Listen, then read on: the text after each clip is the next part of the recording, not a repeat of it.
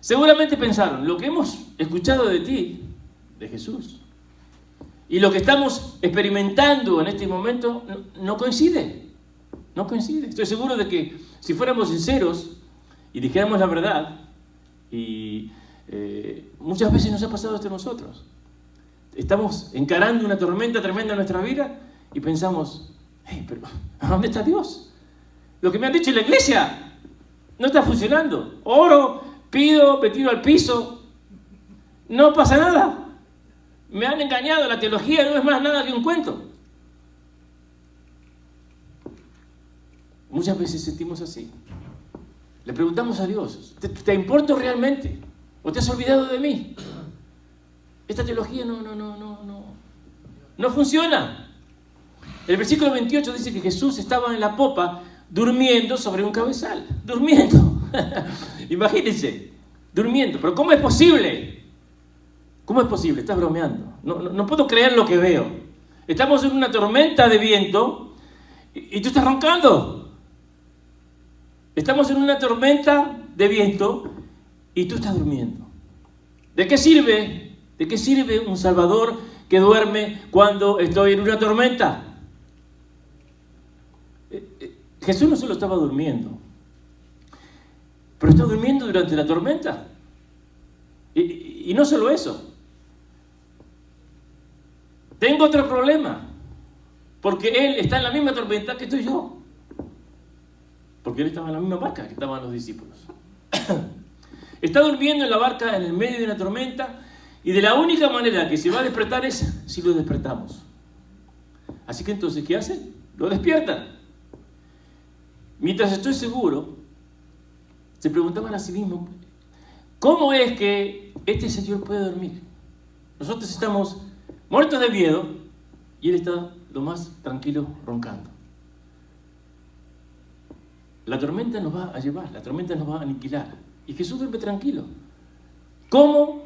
Que no pasara nada, sin ningún estrés. ¿No nos sentimos como los discípulos a veces? Estoy en una tormenta en el trabajo, estoy en una tormenta de finanzas tal vez, en una tormenta de enfermedad, en una tormenta de problemas en el hogar. Y Jesús parece estar durmiendo. Así es que entonces los discípulos despiertan a Jesús. Y en el versículo 39 dice, y levantándose, reprendió al viento y dijo al mar, calla, enmudece. Y cesó el viento y se hizo gran bonanza. Noten a quién le habla primero, Jesús. Jesús no le habló a los discípulos primero. Pero ahora les iba a hablar después. Pero ahora mismo le estaba hablando a el problema, a la circunstancia. En ese momento Jesús le está hablando a la circunstancia. La circunstancia es la tempestad, la tormenta. Jesús no les habla a los discípulos todavía. Jesús le habla a la situación. ¿Pero cuándo le habla a la situación? Después que lo despiertan. Después que lo despiertan. Así que Jesús está durmiendo, o estaba durmiendo, los discípulos lo despiertan, y cuando le habla a la circunstancia que estaba causando la crisis, todo se arregla. Por lo tanto, nunca digan que la crisis continúa cuando despertamos al Salvador. Hay cristianos que prefieren despertar a sus familiares, a sus amigos, a buscar la solución en el internet, a buscar la solución en los libros de filosofía, en los libros de psicología, y se olvidan de despertar primero al Salvador. Así que ahora entonces, sí, Jesús encara a sus discípulos. Miren ahí en el versículo 40 y dice, ¿por qué estáis amedrentados? ¿Cómo no tenéis fe? Todo tranquilo. A mí me encanta Jesús, siempre está tranquilo. Esta parece ser una pregunta media extraña, ¿no es cierto? Hay una tormenta de viento desesperante, entran olas y agua de mar salada adentro de la barca, la barca parece que se va a hundir. Jesús duerme tranquilamente, lo despiertan, y esto es lo que pregunta: ¿por qué estáis tan amedrentados? ¿Cómo no tenéis fe? Bueno, me imagino que los discípulos dijeron, bueno, Jesús, en sí no sabemos por qué estamos tan amedrentados, pero será porque no estamos por morir. Esto nos regresa al versículo 35, mírenlo ahí. Jesús les había dicho, pasemos al otro lado. ¿Okay? Pasemos al otro lado. Jesús nunca dijo, pasaré yo al otro lado. Él dijo claramente, pasemos al otro lado. Cuando Jesús les dijo que pasaran al otro lado, los discípulos estaban contentos, porque irían con él en la barca. Pero cuando la tormenta apareció, los discípulos permitieron que la tormenta anulara lo que Jesús había dicho. En otras palabras, el problema de los discípulos, la tormenta, anuló la promesa de Dios. Pasemos al otro lado. Así que ahora estaban viviendo a la luz del problema. Y ya no estaban viviendo a la luz de lo que había dicho Jesús. Hasta pega, luz y Jesús. ¿Okay? ¿Se dan cuenta? Y cuando ustedes y yo, escuchen bien esto es muy importante, cuando ustedes y yo vivimos a la luz del problema y no a la luz de la promesa de Dios, el problema va a ser el que domine. Y nos olvidaremos de la promesa de Dios. Dios nunca desea que tus circunstancias, Él no quiere que las niegues, ¿ok? No se trata de eso. Una tormenta es una tormenta. Una tormenta no es un día de sol, ¿ok? Dios no quiere que niegues tu realidad. La tormenta es una realidad. Pero Dios nunca quiere que nuestras circunstancias triunfen sobre su palabra. Dios no solamente no quiere que tus circunstancias triunfen sobre su palabra, sino que tampoco quiere que sufra sobre su presencia. Porque Dios estaba en la barca. Dios dice, estás haciendo exactamente lo que quiero que hagas. Estás bajo mi voluntad. Sigue mi palabra. Qué bueno. Pero quiero llevarte a un nivel más alto. Así que puede ser que en este momento parezca que estoy durmiendo. Parezca que estoy durmiendo. Puede ser que no escuches nada del cielo. ¿Okay? Pero cuidado. Cuidado cuando me despierto y cuando hablo. Reprendió al viento y le dijo al mar que se callara. Cuando Jesús le habló a la circunstancia cambió. Así que la clave cuando estamos en una tormenta, hermanos, la clave cuando ustedes y yo estamos en una tormenta, no es nuestra habilidad de cambiar las circunstancias, porque la mayoría de las veces no podemos hacer nada. ¿Okay? La clave en una tormenta es nuestra comunicación con Jesús, para que Él sea el que hable. Porque si una tormenta de viento está fuera de tu control, la clave es dejar que sea el Salvador el que le hable. El problema de los discípulos no fue que despertaron a Jesús. Está bien, está bien. En sí, eso fue bueno porque Jesús respondió cuando lo despertaron y calmó a la tormenta. El problema fue que lo despertaron por su falta de fe. Así que entonces Jesús le habla al problema. Y cuando Jesús le habla al problema hay un cambio circunstancial, un cambio de circunstancia. Y esto nos lleva entonces a una conclusión. Y qué buena conclusión que es. Miren ahí en el versículo 41, dice, entonces temieron con gran temor y se decían el uno al otro, ¿quién es este que aún el viento y el mar le obedecen? Cuando los discípulos estaban en el medio de la tempestad de viento, habían tenido miedo. Cuando vieron con quién trataban, entonces temieron con gran temor. En otras palabras, los discípulos habían tenido miedo en lo equivocado. En general permitimos que nuestras circunstancias nos den miedo. Pero cuando realmente nos damos cuenta de quién Dios es, entonces es cuando tenemos gran temor. Cuando realizamos que Dios puede parar una tormenta, una tempestad de viento con su palabra, ¿se imaginan lo que podría hacer con nosotros? Dios dice, si van a tener miedo de algo, tengan miedo de mí, no de las circunstancias, no de la tormenta. Si tienen que tener miedo de algo, si quieren tener miedo de algo, tengan miedo de mí. Porque una vez que despierto, una vez que hablo, todo lo que tengo que hacer para decirle a la circunstancia que se pare o que cambie es, shh, chito, cálmate. ¿Cuántos de nosotros hemos visto a Dios hablarle a una circunstancia, a una tormenta? La tormenta estaba fuera de tu control, ningún familiar, ningún amigo, ningún dinero podía sacarte de esa tormenta. Y Dios dijo algo, el cielo habló y de repente la tormenta cesó, se calmó. Así que es más importante que a través de la fe dejemos que sea Jesús el que se encargue de la tormenta, en vez de que vivamos con miedo, y especialmente con el miedo equivocado. Después de ver la tormenta parar, los discípulos se preguntaron el uno al otro, ¿quién es este?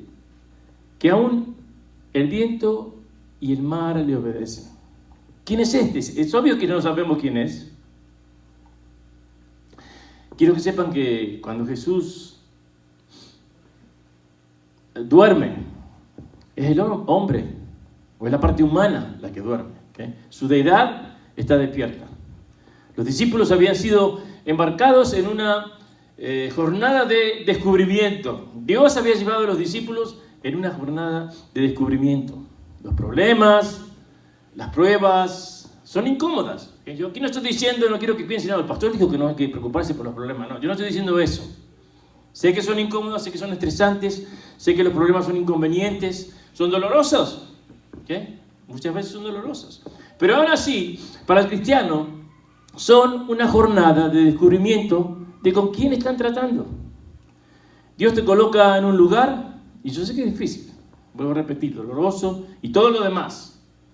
No estoy minimizando la situación, pero Dios quiere que sepas con quién estás tratando. Los discípulos habían visto algunas de las cosas que había hecho Jesús, ¿okay?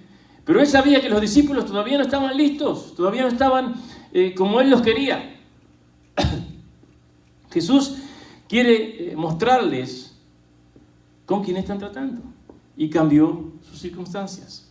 Le dice que su fe no está donde Él quiere que esté. Y los discípulos terminan preguntándose, ¿quién es este hombre? Hay muchos hoy, muchos cristianos, que tienen a Dios como un mago o como una hada madrina, ¿okay? Y en verdad no tienen la menor idea de con quién están tratando, de quién es verdaderamente Dios. Está cansado en la barca y va a dormir porque es humano. Se despierta y con su palabra calma la tormenta, la lilac, la tormenta, la tempestad de viento. En teología esto se llama, una palabra que también aprendí nueva, hipostática. ¿Okay? Hipostática. La unión hipostática. Unión hipostática es una sola persona con dos diferentes naturalezas que no se mezclan la una en la otra, por siempre. En un momento murió en la cruz, al momento siguiente estaba resucitando muertos. Hebreos 4, ¿qué dice? Hebreos 4 dice, tenemos un sumo sacerdote que simpatiza con nuestro dolor, porque es humano, pero también puede calmar la tormenta, porque es divino. Así que si estás pasando por una tempestad y si no estás pasando por una tempestad, tranquilo que al ratito va a llegar. Dios te quiere llevar a un lugar de entendimiento de quién Él es. Un lugar en el que nunca has estado antes. Para concluir, unos años atrás, un grupo de más o menos 300 cristianos con su pastor fueron en un viaje a un crucero a Alaska, uno de esos cruceros tan lindos de Alaska. En su viaje de regreso, el capitán del crucero anunció a todos los pasajeros que iban a pasar por una sección particular del mar en el regreso al puerto, en donde las probabilidades eran muy altas de que iba a haber una tormenta. Cuando el crucero pasaba por esa área mencionada por el capitán anteriormente en el mensaje, se levantó una tormenta tremendísima, una de las peores tormentas de la historia. Olas de 50 pies, viento y todo lo demás. El barco comenzó a moverse. El pastor, irritado, llamó al operador en el barco y preguntó por el capitán. Quiero hablar con el capitán. Sin embargo, se le informó que en ese momento el capitán estaba ocupado con la tormenta. el pastor le dijo al operador que estaba muy enojado porque el crucero navegó a mar abierto sabiendo que iban a encontrar una tormenta de esta magnitud. Y todos los hermanos de la iglesia estaban nerviosos, que iba a molestar, la iglesia iba a quedar mal, que esto, que lo otro. El operador volvió a reiterarle que le iba a dar el mensaje al capitán. El capitán ahora estaba ocupado. Como a los 20 minutos, suena el teléfono y llama al teléfono del pastor y es el capitán. El capitán dice: pastor, entendemos que está enojado, entendemos que esta es una situación mala, es una tormenta muy terrible, pero tengo algo que decirle. Este crucero fue hecho con este tipo de tormenta en mente. Cuando este crucero se estaba construyendo, se le preparó para una tormenta similar a esta, para que resistiera a una tormenta similar a esta. Se calculó cada detalle del barco y estamos seguros de que ni usted ni todos los miembros de la iglesia están en peligro y que usted va a estar bien y lo mismo van a estar bien todos los demás. Jesús le dijo a sus discípulos: pasemos al otro lado. En este momento estaban en la tierra cuando Él les dijo eso.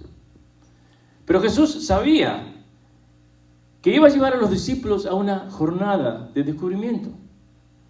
En una jornada que les iba a enseñar quién verdaderamente era Jesús. Y de la misma manera que este crucero, Jesús estaba ya preparado desde la fundación del mundo para pasar y para encarar esta tormenta. E iba a hacer que desapareciera. Jesús no te ha olvidado.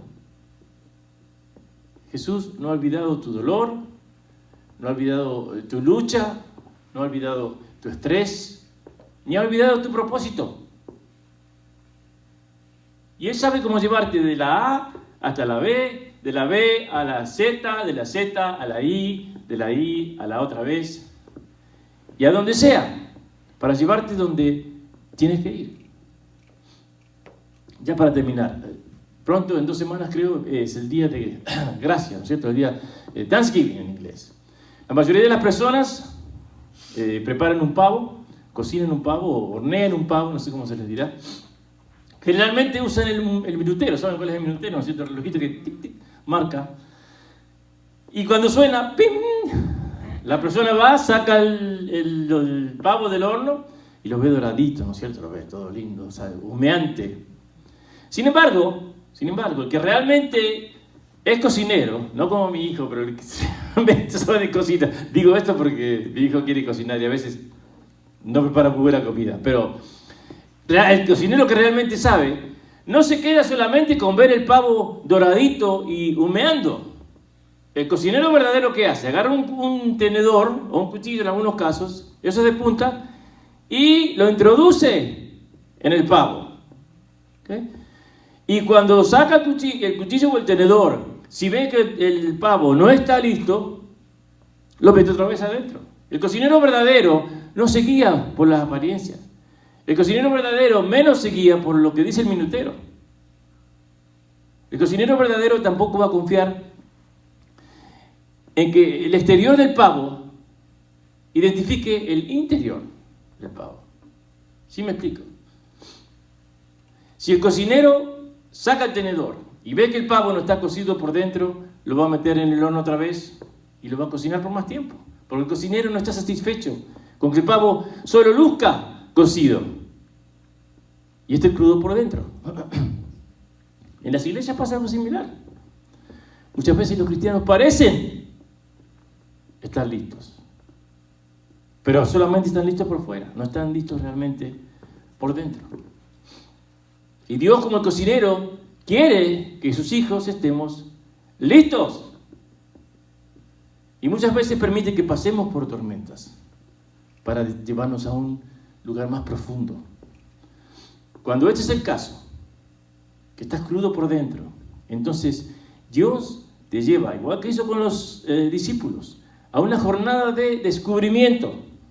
Pero lo bueno de eso es que Él va a estar contigo, porque Dios quiere que atravieses la tormenta en victoria. Vamos a orar. Señor Padre, cuántas gracias tenemos que darte hoy, como siempre y todos los días, por tu amor y por tu misericordia, Señor, por ser quien eres. Y por, como dijimos recién, estar con nosotros cuando atravesamos por la tormenta. Las tormentas de la vida que nunca faltan. Te pedimos, Señor, que tú nos ayudes a poder meditar sobre las palabras que se hablaron ahora. Y la próxima vez, si estamos en una tormenta ahora, que la utilicemos ahora. Pero si no estamos en ninguna tormenta, la próxima vez que aparece una tormenta, que recordemos, Señor, que tú vas a estar ahí. Que tú aparentas estar durmiendo, pero que tú estás muy despierto. Ayúdanos a recordar esto. Ayúdanos a enfocarnos en ti y no enfocarnos en la tormenta. Muchas veces eso es lo que hacemos.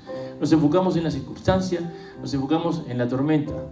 Y generalmente no hay nada que podamos hacer acerca de la tormenta. Tú, Padre, te despiertas y con tu palabra solamente, tú calmas la tormenta. Ayúdanos a recordar esto, Señor. Es importante en nuestra vida. Queremos vivir una vida tranquila, una vida de paz. Lamentablemente tenemos que lidiar con tormentas. Pero tenemos que recordar que las tormentas siempre tienen un propósito y tú no permites que sucedan porque sí. Gracias, Padre, te damos por todo. Gracias por ser como eres con nosotros, tan lleno de misericordia, tan bueno, Señor.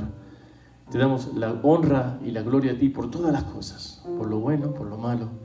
Tú eres el único Dios al que adoramos, tú eres el único Dios al que bendecimos día tras día. Gracias, Padre, te pido por el resto de este día, te pido por todos mis hermanos que están aquí, que tú seas con ellos, los mantengas tranquilos, los mantengas en paz. Te pido por el resto de este día, te pido por la semana que empieza mañana, Señor.